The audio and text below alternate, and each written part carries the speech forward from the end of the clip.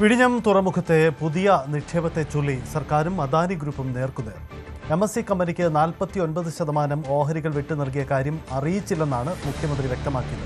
ഇത് സംബന്ധിച്ച ആശങ്കകൾ പ്രതിപക്ഷ നേതാവ് പിണറായി വിജയനും നിയമസഭയിൽ പങ്കുവച്ചു.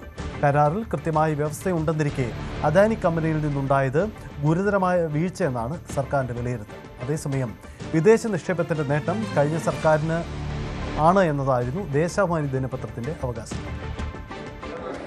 വിഴിഞ്ഞം രാജ്യാന്തര തുറമുഖത്ത് കേരളത്തിൻ്റെ ചരിത്രത്തിലെ ഏറ്റവും വലിയ വിദേശ സ്വകാര്യ നിക്ഷേപം മെഡിറ്ററേനിയൻ ഷിപ്പിംഗ് കമ്പനി നടത്തിയതിന് പിന്നാലെയാണ് ഇത് അറിഞ്ഞിട്ടില്ല എന്ന് ചൂണ്ടിക്കാണിച്ചുകൊണ്ട് മുഖ്യമന്ത്രി VD സതീശൻ നിയമസഭയിൽ നിലപാട് വ്യക്തമാക്കിയത്.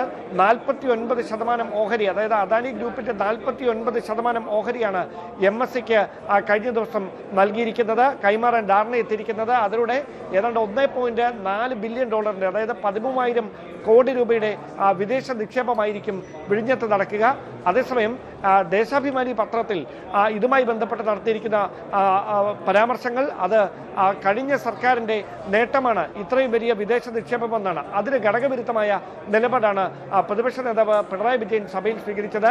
ആദ്യം മുഖ്യമന്ത്രി VD സതീശൻ ഇതുമായി ബന്ധപ്പെട്ട് 5 കാര്യങ്ങളിൽ ഉറപ്പ് ലഭിച്ചതിന് ശേഷം മാത്രമേ അങ്ങനെയൊരു നിക്ഷേപത്തിന് അതോറിറ്റി എന്ന നിലയിൽ സർക്കാർ അനുമതി നൽകുകയുള്ളൂ എന്ന് വ്യക്തമാക്കുകയായിരുന്നു. ഇതൊരു പത്രവാർത്തയിലൂടെ മാത്രമാണ് ഗവൺമെന്റിന്റെ ശ്രദ്ധയിൽപ്പെട്ടിട്ടുള്ളത്. അദാനി പോർട്ട് ഇത് സംബന്ധിച്ചുള്ള ഒരു കത്തടപാടോ ഒരു ഇൻഫർമേഷനോ ഗവൺമെന്റ് നൽകിയിട്ടില്ല. ഇവിടെ ബഹുമാനപ്പെട്ട പ്രതിപക്ഷ നേതാവ് സൂചിപ്പിച്ചതുപോലെ കൺസെഷനെയറിന്റെ അകത്ത്, ഈ കൺസെഷൻ എഗ്രിമെന്റിന്റെ അകത്ത് ക്ലോസ് 5.3 വളരെ വ്യക്തമായിട്ട് പറയുന്നുണ്ട്. അതായത് the concessionaire shall not undertake or permit any change in ownership without the prior approval of the authority. Authority is the government of Kerala. നമ്മുടെ മുൻകൂർ അനുമതി ഇല്ലാതെ അവർക്ക് ഒരു തരത്തിലും ഇതിനകത്ത് ഒരു ചേഞ്ച് ഓഫ് ഓണർഷിപ്പ് ചെയ്യാൻ പാടില്ല എന്നുള്ളതാണ്. ഇവിടെ ഏറ്റവും പ്രധാനപ്പെട്ട കാര്യം, കമ്പനി ആക്ട് അനുസരിച്ചിട്ട് 25% മീതെയുള്ള ഒരു ഇത് കൊടുക്കുമ്പോൾ കൊടുത്തു കഴിഞ്ഞാൽ അതൊരു ഓണർഷിപ്പ് ചേഞ്ചിലേക്ക് പോകുന്നതാണ്. 75%-ലേറെ പോയാൽ 25%-ലേറെ അത് ഒരു ഷെയർ കൊടുത്താൽ ഓണർഷിപ്പ് ചേഞ്ചാണ്. അപ്പോൾ ഓണർഷിപ്പ് ചേഞ്ച് ഈ ഗവൺമെന്റിന്റെ, കേരള ഗവൺമെന്റിന്റെ അനുമതി ഇല്ലാതെ അവർക്ക് നടപ്പാക്കാൻ പറ്റില്ല.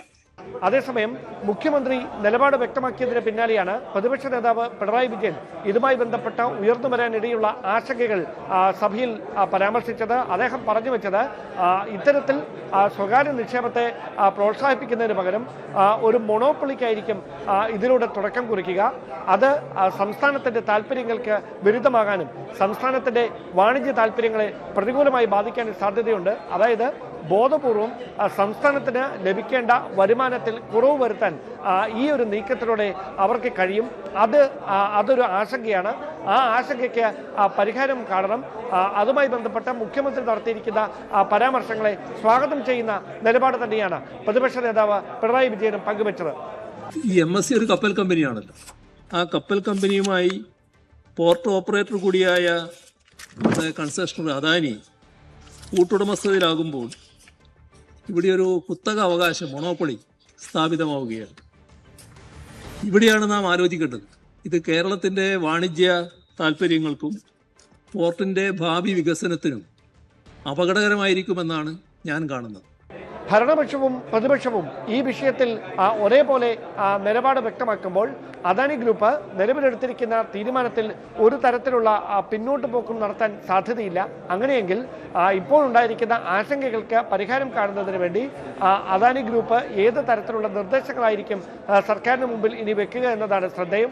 എന്തായാലും മത്സ്യത്തൊഴിലാളികൾക്ക് ഉപജീവനത്തെ പ്രതികൂലമായി ബാധിക്കുന്ന ഒരു തരത്തിലുള്ള വികസന പ്രവർത്തനങ്ങളും അനുവദിക്കില്ല, അല്ലെങ്കിൽ അത്തരത്തിലുള്ള ഒരു നീക്കവുമായി സർക്കാർ മുമ്പോട്ട് പോവുകയില്ല എന്നും മുഖ്യമന്ത്രി സഭയിൽ വ്യക്തമാക്കിയിട്ടുണ്ട്.